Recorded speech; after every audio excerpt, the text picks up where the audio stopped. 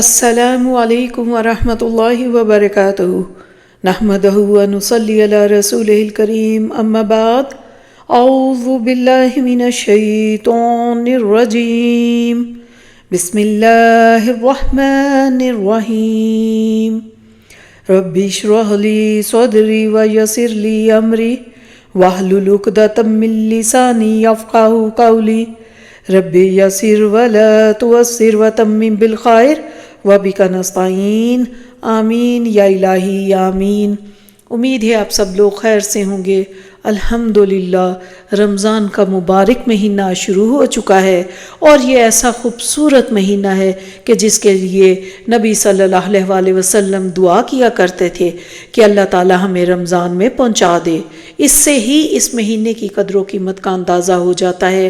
اس مہینے کو نبی صلی اللہ علیہ وسلم نے اپنا مہینہ قرار دیا ہے، تو جب مہینہ اتنا زیادہ قیمتی ہے تو ہمیں اس کے لیے کچھ خاص تیاری بھی کرنی چاہیے، کوئی منصوبہ بندی کرنی چاہیے کہ ہم نے کس طرح سے اس مہینے میں 30 دن میں بہت زیادہ فائدہ حاصل کرنا ہے۔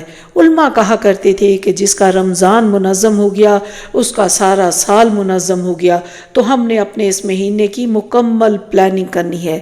رمضان میں اللہ تعالیٰ کی رحمتوں کے دروازے کھل جاتے ہیں، ایسا محسوس ہوتا ہے کہ جیسے پورے ماحول میں ٹھنڈی ہوائیں چل پڑی ہیں، وہی دن ہوتے ہیں، وہی راتیں ہوتی ہیں، لیکن ماحول یکسر تبدیل ہو جاتا ہے۔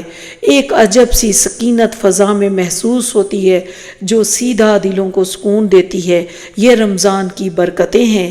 رمضان میں روزہ رکھنے کے علاوہ ہمیں سب سے زیادہ قرآن مجید کو وقت دینا ہے، قرآن مجید کو زیادہ سے زیادہ تلاوت کرنا ہے، اسے سمجھنا ہے۔ یہ کس طرح سے ممکن ہو سکتا ہے؟ اس کے لیے سب سے پہلے ہم نے اپنے دل سے سچی نیت کرنی ہے کہ یہ رمضان ہماری اب تک کی زندگی کا سب سے بہترین رمضان ہوگا۔ اس کے لیے ہم اللہ تعالیٰ سے دعا بھی کریں گے۔ اس کے بعد ہم نے یہ پلان کرنا ہے کہ ہم نے ہر دن ہر نماز سے پہلے یا بعد میں کتنے منٹ، کتنا حصہ، کتنے پارے، کہاں بیٹھ کر قرآن مجید کی تلاوت کرنی ہے۔ آپ کو ایک بات بتاؤں کہ اس کو پلان کرنے سے کیا فائدہ ہوگا۔ جب ہم کسی بات کا ارادہ کر لیتے ہیں تو ہمارا دماغ اپنے اندر اس چیز کو، اس پلان کو محفوظ کر لیتا ہے، تو وہ اس کام کو کرنے کی تیاری شروع کر دیتا ہے۔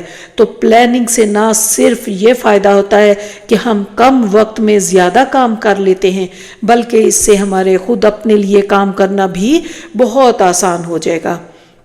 اب یہ پلان کرنے سے ہم اپنے نفس کے بہت سارے وسوسوں سے بھی بچ جائیں گے۔ بعض دفعہ لوگوں کو رمضان میں اتنا مسئلہ ہو جاتا ہے کہ کبھی وہ تلاوت کرتے ہوئے محسوس کرتے ہیں کہ مجھے ترجمہ پڑھنا چاہیے، کبھی کچھ، اور پھر بہت مشکل سے اپنی ایک روٹین بنا سکتے ہیں۔ تو اس لیے یہ کام کر لیا کریں کہ اپنا ایک ٹائم فکس کر لیا کریں کہ مجھے اتنا وقت یعنی اتنے منٹس قرآن مجید کی تلاوت کرنی ہے اور اتنے منٹس مجھے قرآن مجید کا ترجمہ یا تفسیر سننی ہے یا سمجھنی ہے۔ اس سے ہم بہت آسانی سے قرآن مجید کی تلاوت بھی کر سکیں گے اور سمجھ بھی سکیں گے انشاءاللہ۔ جب ہم نے اپنے ہر دن کا گول بنایا ہوگا تو ہمیں پہلے سے علم ہوگا کہ ہم نے اپنا اتنا ٹارگٹ آج کے دن مکمل کرنا ہے، تو ہم اپنا وقت ضائع کیے بغیر اسے مکمل کر سکیں گے انشاءاللہ۔ اس کے بعد ایک وقت اس کام کے لیے بھی مقرر کرنا ہے کہ ہم نے آج دین کی کون سی خیر کی بات دوسروں تک پہنچائی۔ اس میں اپنے بچوں کو، اپنے گھر والوں کو، یا دن میں جس سے بھی ملاقات ہو، کوئی بھی خیر کی بات ضرور کرنی ہے۔ اس کے ساتھ ایک بہت پیارا عمل جسے ہم رمضان میں اور ساتھ دوسرے دن ملا کر سکتے ہیں، وہ ہے تکبیر اولیٰ کے ساتھ نماز ادا کرنا۔ نبی صلی اللہ علیہ وسلم کی ایک حدیث کا مفہوم ہے کہ جو 40 دن تک تکبیر اولیٰ کے ساتھ نماز ادا کرتا ہے اس کے لیے 2 خوشخبریاں ہیں، پہلی جہنم سے آزادی کی، دوسری نفاق سے نجات کی۔ تو نمازوں کو اول وقت میں ضرور ادا کرنا ہے، اس سے ہماری پوری زندگی خوبصورت ترین ہو جائے گی انشاءاللہ۔ اور پھر دعائیں بھی کرنی ہے، کیونکہ رمضان دعائیں قبول کروانے والا مہینہ ہے، بلکہ کہتے ہیں کہ رمضان ایک بلینک چیک ہے جس میں آپ اپنی مرضی کی خیر والی دعائیں قبول کروا سکتے ہیں۔ تو رمضان میں خاص طور پر دعا کرنی ہے۔ اپنی ہر چیز کے لیے اللہ تعالیٰ ضرور قبول فرمائیں گے۔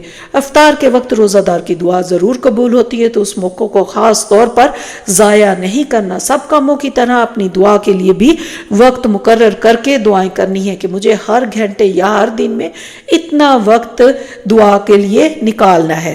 کاموں کے لیے وقت مقرر کرنے سے کام آسانی سے ہو جاتے ہیں، پورے حاضر دماغی کے ساتھ ہو جاتے ہیں، تو اس لیے پلاننگ ضروری ہے۔ ہر کوئی اپنی روٹین کے حساب سے یہ کام کر سکتا ہے۔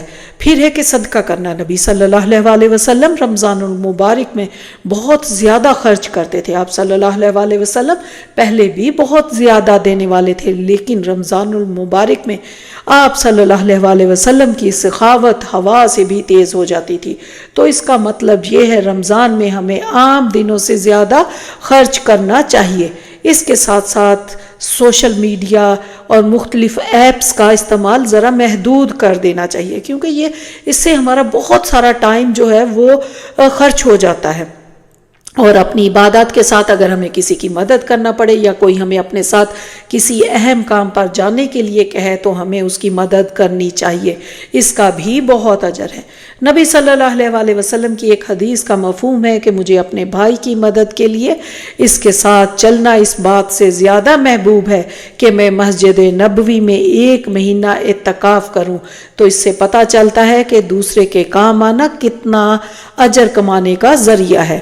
اس کے علاوہ تہجد ادا کریں، قیام اللیل کریں، ہر کام کو اجر کی نیت سے کریں۔ چھوٹا سے چھوٹا کام بھی کیوں نہ ہو، اپنے بچوں کے لیے، اپنے شوہر کے لیے، اپنے گھر کے لیے، ہر کام میں اجر کی نیت ضرور رکھیں۔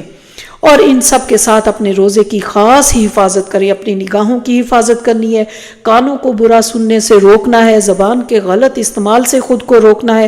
اگر کوئی کام کرنا یا کوئی عادت چھوڑنا مشکل لگے تو دعا کے ذریعے اللہ تعالیٰ سے مدد مانگ لیا کریں۔